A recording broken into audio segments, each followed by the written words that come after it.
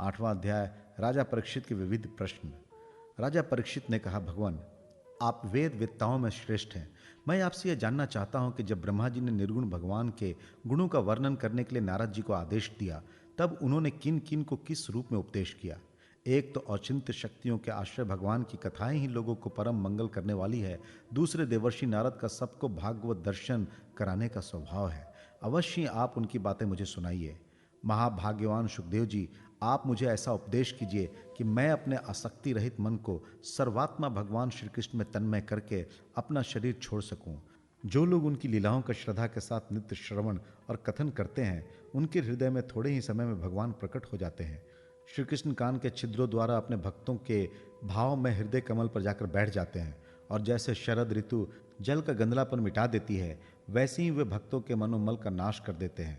जिसका हृदय शुद्ध हो जाता है, वह श्री कृष्ण के चरण कमलों को एक क्षण के लिए भी नहीं छोड़ता। जैसे मार्ग के समस्त क्लेशों से छूटकर घर आया हुआ पथिक अपने घर को नहीं छोड़ता।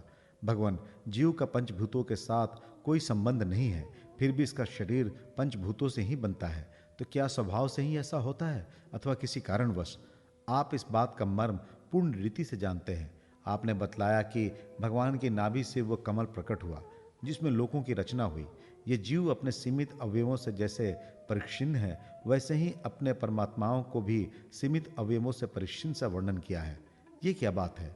जिनकी कृपा से सर्वभूत में ब्रह्मा जी प्राणियों की सृष्टि करते हैं, जिनके नाभि कमल से पैदा होने पर भी जिनकी कृपा से ही ये उनके रूप का दर्शन कर सके थे, वे संसार की स्थिति, उत्पत्ति और प्रलय के हेतु सर्वंतर्यामी और माया के स्वामी परम पुरुष परमात्मा अपनी माया का त्याग करके किस में किस रूप में शयन करते हैं।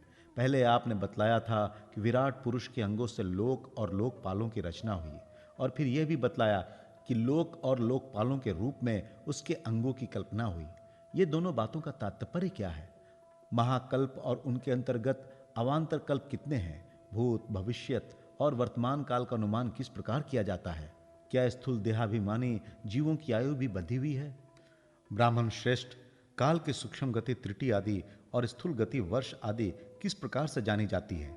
विविध कर्मों से जीवों की कितनी और कैसी गतियां होती है? देव, मनुष्य आदि योनियां सत्व, रज, तम इन 3 गुणों के फलस्वरूप ही प्राप्त होती है। उनको चाहने वाले जीवों में से कौन कौन किस किस योनि को प्राप्त करने के लिए किस किस प्रकार से कौन कौन कर्म स्वीकार करते हैं? पृथ्वी, पाताल, दिशा, आकाश, ग्रह, नक्षत्र, पर्वत, नदी, समुद्र, द्वीप और उनमें रहने वाले जीवों की उत्पत्ति कैसे होती है? ब्रह्मांड का परिमाण भीतर और बाहर दोनों प्रकार से बतलाइए। साथ ही महापुरुषों के चरित्र, वर्णाश्रम के भेद और उनके धर्म का निरूपण कीजिए।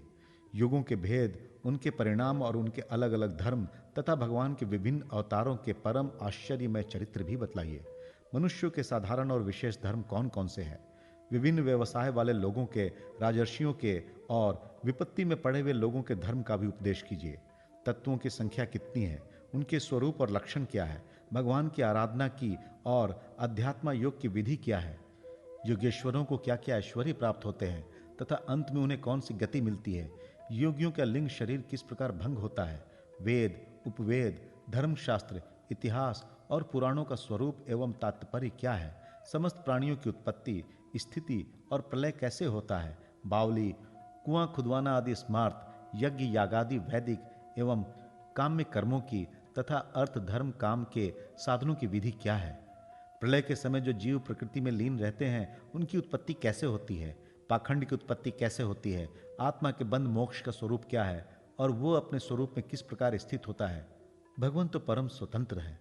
वे अपनी माया से किस प्रकार क्रीड़ा करते हैं और उसे छोड़कर साक्षी के समान उदासीन कैसे हो जाते हैं? भगवान, मैं ये सब आपसे पूछ रहा हूं, मैं आपकी शरण में हूं।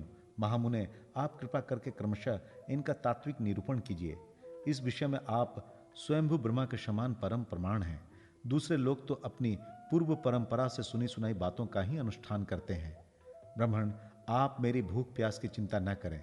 मेरे प्राण कुपित ब्राह्मण के शाप के अतिरिक्त और किसी कारण से निकल नहीं सकते, क्योंकि मैं आपके मुखार विंद से निकलने वाली भगवान की अमृतमयी लीला कथा का पान कर रहा हूँ। सूत जी कहते हैं, शौनकादि ऋषियों, जब राजा परीक्षित ने संतों की सभा में भगवान की लीला कथा सुनाने के लिए इस प्रकार प्रार्थना की, तब श्री सुखदेव जी को बड़ी प्रसन्नता हुई। उन्होंने उन्हें वही वेद तुल्य श्रीमद् भागवत महापुराण सुनाया, जो ब्रह्म कल्प के आरंभ में स्वयं भगवान ने ब्रह्मा जी को सुनाया था। पांडु वंश शिरोमणि परीक्षित ने उनसे जो जो प्रश्न किए थे, वे उन सब का उत्तर क्रमशः देने लगे।